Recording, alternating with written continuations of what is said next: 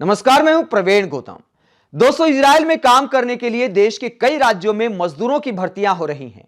हरियाणा में एक ऐसी ही भर्ती में आवेदन करने वाले पढ़े लिखे युवाओं से जब मीडिया ने सवाल पूछा कि इजराइल तो युद्ध में है, आपकी जान को जोखिम हो सकता है, आप ऐसे देश में काम पर क्यों जाना चाहते हैं, तो युवाओं ने जवाब दिया कि यहां बेरोजगारी के दर्द में भूखे मरने से अच्छा है कि इजराइल में काम करते हुए मर जाएं।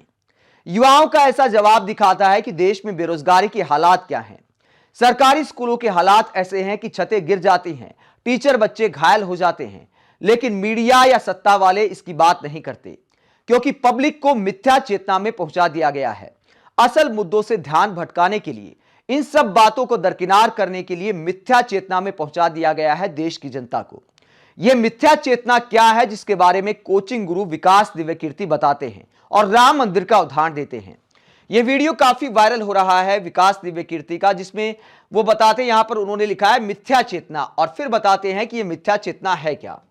विकास दिव्यकीर्ति बताते हैं कि भारत में इलेक्शन होने वाला है तो मंदिर का मुद्दा केंद्र में आ गया। इस मंदिर के बनने से किसकी सेहत पर क्या असर पड़ने वाला है, क्या किसी की सेहत पर असर पड़ेगा। मंदिर का मुद्दा इलेक्शन से पहले इतना केंद्र में आ जाएगा कि कुछ दंगे तो इलेक्शन से पहले हो ही जाएंगे। इलेक्शन के दिन आपको लगेगा कि मैं हिंदू हूं, मुझे मुसलमान से अपनी रक्षा करनी है, मुसलमान को लगेगा कि मुझे हिंदू से अपनी रक्षा करनी है। इलेक्शन के बाद सब ठीक हो जाएगा, आपको लगेगा कि हम तो फुद्दू बन गए, गधे बन गए, लेकिन समझदारी का मौका 5 साल बाद मिलेगा, फिर दंगे हो जाएंगे।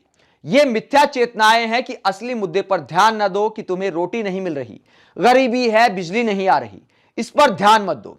मिनिमम सपोर्ट प्राइस कम मिलता है, इस पर ध्यान मत दो। ध्यान दो इस पर कि मंदिर बना है कि नहीं बना, इसी को मिथ्या चेतना कहते हैं। तो विकास दिव्यकीर्ति समझाते हैं कि देश को किस तरह मिथ्या चेतना में पहुंचा दिया गया है, जहां देश के प्रधानमंत्री से लेकर मंत्री तक मंदिरों में झाड़ू पोछा कर रहे हैं, जबकि देश के महानगरों में या छोटे शहरों में गंदगी का अंबार लगा रहता है। साफ जगह पर सफाई करके फोटो सेशन किया जा रहा है, धर्म का संदेश दिया जा रहा है, इसी को मिथ्या चेतना कहते हैं। अगर साफ सफाई से मंत्री से लेकर प्रधानमंत्री को लेना देना है तो जहां गंदगी के अंबार लगे हैं वहां जाकर झाड़ू पोछा करना चाहिए। लेकिन फोटो खिंचाकर देश को धर्म की राजनीति के मार्ग पर धकेला जा रहा है, देश को मिथ्या चेतना में पहुंचाया जा रहा है, जिसमें ना तो शिक्षा की बात की जाती है, ना स्वास्थ्य की बात की जाती है, ना रोजगार की बात की जाती है।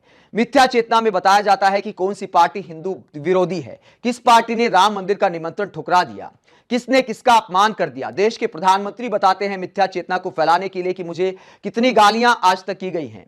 यह नहीं बताते कि आपने जो 2 करोड़ रोजगार का वादा किया था हर साल, उसके लिए आपने क्या किया, कितने लोगों को नौकरियां दी, कितनी सरकारी भर्तियां कर दी। इसी को कहते हैं मिथ्या चेतना।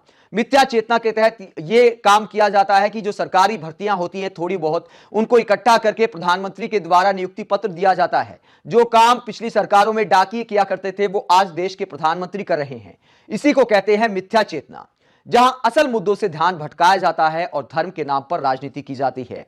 विकास दिव्यकीर्ति जैसे कोचिंग गुरु एकाध बार बोलने की हिम्मत कर जाते हैं, हालांकि ऐसी हिम्मत भी कुछ लोगों में ही बची है जो असल मुद्दों पर देश की जनता को जागरूक करने का काम करते हैं।